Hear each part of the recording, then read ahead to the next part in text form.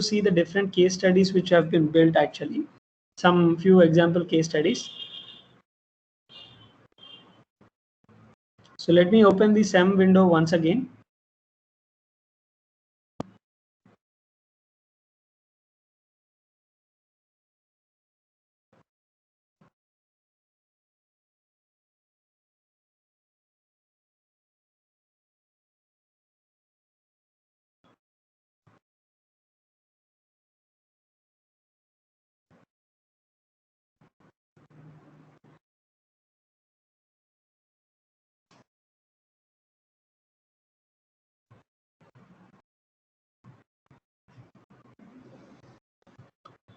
So let us just go for an example for MDMM. Let us just get started with that particular example. Okay. So let me just go for circular cavity example. Let me just drop down the IGS file. Okay, we'll just try to get started with this particular example. So this is nothing but it's just a cavity. It's a complete cavity. You can see this is the complete surface. Okay, so we have layer by layer optimization should be done on this kind of surface in order to go ahead with simulation. If I'm going with a straightforward simulation, it takes a lot amount of time to simulate these kind of designs. So that's the reason the technique what we have is a circular cavity calculation with respect to the MDMM. So here, if we visualize here, if we visualize, you can see we have case studies. So almost like 8 blades and a rotating structure is readily available. So you can see this. So we have layer by layer optimization is available. So we have to calculate the monostatic RCS for 0 to 360 degrees in the azimuthal plane at a frequency of 1 gigahertz. That is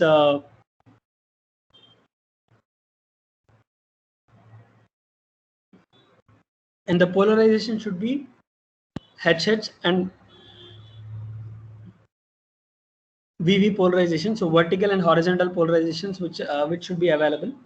So the full problem simulation can be solved in one simulation as a standard RCS problem in a full model geometry.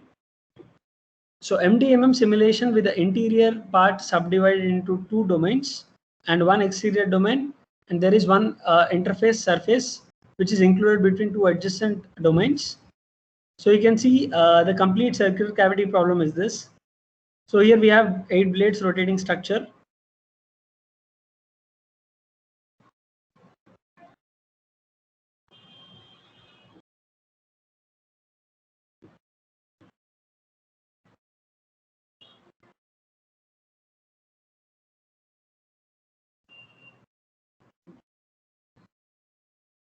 So once we are done with this particular thing, we have to actually allocate the dimensions as per the MDMM requirement. So if we go for the visual mesh, let us just get started with the first part, how exactly we have to go about.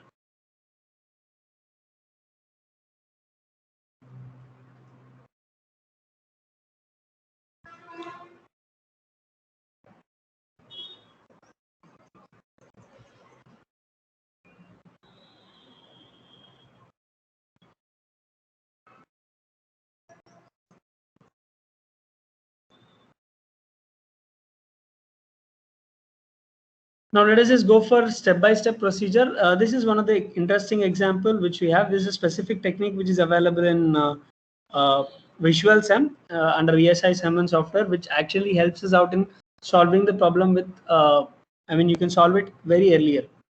So now let us just take the full problem and try to solve it up. Let me first go to my mesh window. As I'm starting up with my mesh window, I have to go up with my mesh window. So in the meanwhile, this particular design will take a lot amount of time to run. It's absolutely fine.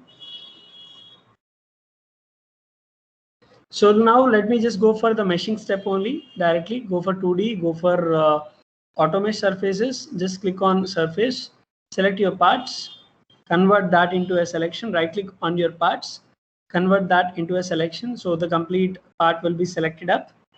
And after this, now we have to go for create mesh. So under create mesh, now you can see, so we can specify the size as 30 mm. since it will be calculated at 1 gigahertz, your lambda value will be 300 mm. So you will be getting somewhere like 300 as a lambda. So lambda by 10 is nothing but your 30 mm at sides. And even the method tab will be choose the Straya.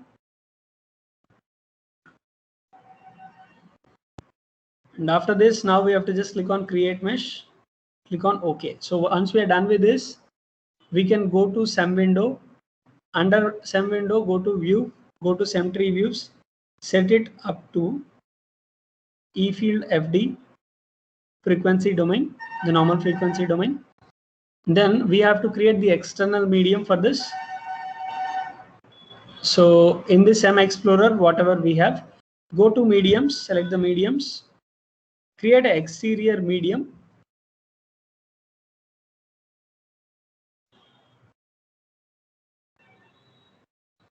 Create the exterior medium, select the part, select all the parts whichever are available, click on OK. So the exterior medium will be created around it. Click on apply, close it. Now select the PEC material, PEC boundary condition as per the specification. Let's just go for PEC, creation of PEC. Click on apply, close it. Once we are done with this particular thing, now we have to go for part manager. Select your PEC, allocate it to your design, the complete design. Click on close. So now your PEC is also allocated. So first step what we did is we went with the mesh. Under mesh we select for 2D mesh, auto mesh surfaces. We have given the mesh size as 30 mm. So we have got 30 mm of step sizes. Once it is done, then we moved on to visual CEM. After that, under view we have CEM tree views. Under CEM tree views we have E field FD. So once we have allocated E field FD, we went with CEM. Under CEM we have to allocate this material editor. So with this particular material editor, we have, if you want to create any external materials, you can go about. But as of now, I want to create only exterior medium. So I've created an exterior medium using this medium menu. And then I've created a PEC boundary condition. So with this PEC boundary condition, I have connected that PEC boundary condition to the complete design what I've done. So once I'm done with this particular thing, now I have to set up my frequency of operation as well. So select your frequency of operation, let it be single frequency of operation, 1 gigahertz. So 1 E9 I'm incorporating in it. So just click on plus in order to get the 1 gigahertz of frequency, and then click on apply. Click on apply. So once you're done with this particular thing, we will be getting a single frequency. So this is already done. And the next step what we have to do is we have to create a plane wave excitations for this particular structure in order to solve it. So I want to solve my monostatic RCS. So the sources I want to compute is plane wave sequences. So go to your CEM window, go to your sources, select your plane wave sequence. In the plane wave sequences, whatever angles have been shown, you have to go about with those kind of angles. So theta first and last will be 90 degrees because the projected angle you can see the projected angle now, and the step size will be 1. But whereas at the phi angle you will be having 360 degrees of coverage. So since it has to cover all the angles, and the steps is 361 in order to cover the complete block. And then real theta, it would be 1. So this is a plane wave sequence 1, whatever has been projected in the particular example. After completion of this, now we have to just go about with the apply. So this will give you the E theta polarization. So theta theta polarization or E theta polarization will be given by this particular plane wave sequence. Click on apply. So once you're done with this, now you have to go for plane wave sequence 2. Here now what you have to do is we have to go about with the same thing, 90 degrees, and then step size is 1. So phi 0 to 360, let the step size be 361 parts. And then real phi, it's 1 degree. Real phi, it's 1. So once you're done with this particular part, you can just click on apply. So we are done with this particular apply part. So It's absolutely done now. So we have got two plane wave sequences here. You can see the plane wave sequences also. So one plane wave sequence, it's scanning the horizontal part. You can see it's scanning up the horizontal part. Okay, and one more plane wave sequence, if you see, it's a different direction what we have here. It's like theta projection and phi projection what we have. Okay, so with this particular thing, with this scan angles, we can actually get started with the particular monostatic far field calculations. Now, since you want to calculate the monostatic RCS, what we have to do is we have to go for SEM window. Under outputs, we have to go for monostatic far field. So select this monostatic far field entity, select this and click on apply in order to go ahead with the monostatic far field entity creation. So click on apply. So once we are done with this, we'll get a monostatic far field. And now we have to go for excitations. Under excitations, if you see, we have got all the different angles.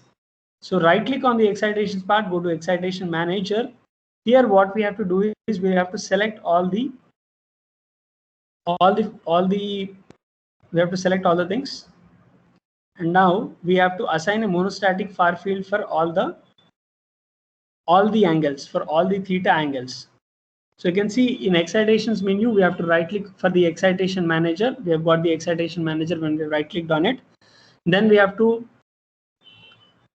tick up the monostatic far field for all the regions.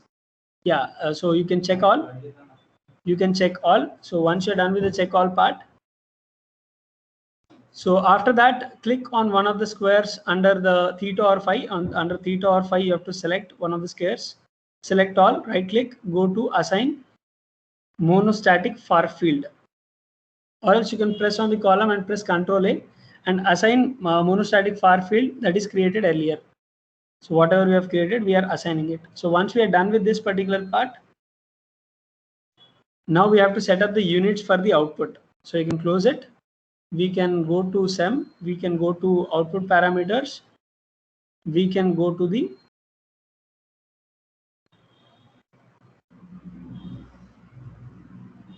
length unit. Under length unit, let it be mm only. Just click on apply and close. So now once we are done with this, now the MDMM will come into play. Until this particular step, it's equally same like what you're trying to do it in the frequency domain. It's absolutely the same. You don't have much difference on this particular part. But whereas once you get started with the MDMM, you have to go for solver settings.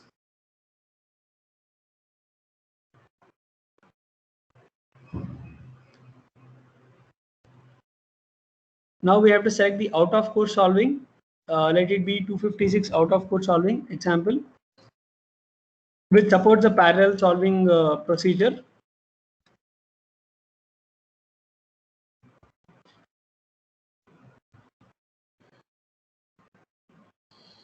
So a larger block size of a matrix is nothing but it's used for parallel solving. Out of core is nothing but you will be solving the complete problem into a CPU memory, whatever we have, the internal ROM memory, whatever we have. So it takes up some matrices into the CPU memory. It stores all the matrices into CPU memory. It computes all the responses and then it solves it up. So thereby will save a lot amount of time and even will have larger block size, which will give the fewer blocks less to read and write access for the disk, but requires the large internal memory for this kind of executions.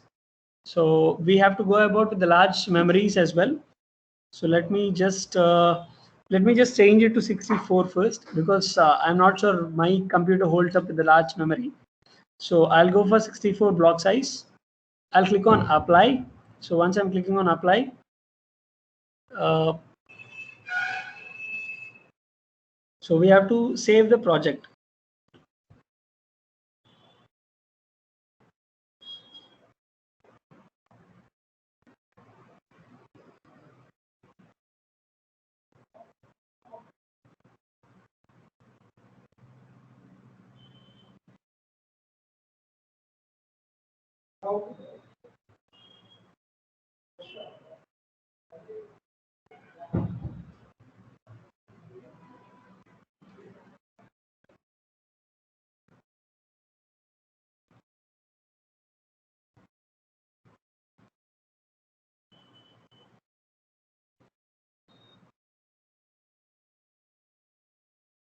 So once we are done with all these steps, we can save the project. Let me just save my project into my desktop file.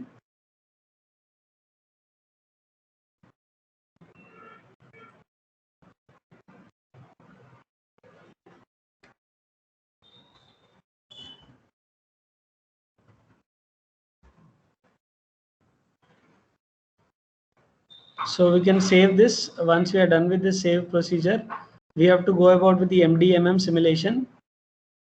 So this MDMM simulation is nothing but your particular problem, whatever you're taking. You can go ahead with the MDMM simulation as well. So in order to go with this particular MDMM,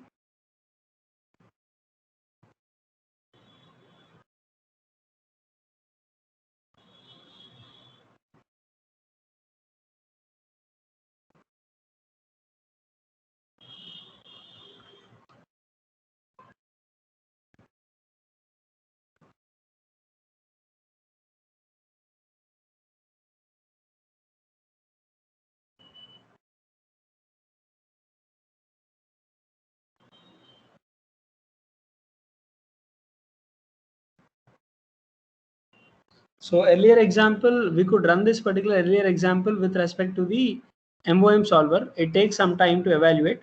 But before running this, I want to go for MDMM first because I just want to show you the MDMM directly, because if we run this again, it takes a lot amount of time to completely close down the simulation part. So I just want to go for a new file. So I'll just minimize this as of now.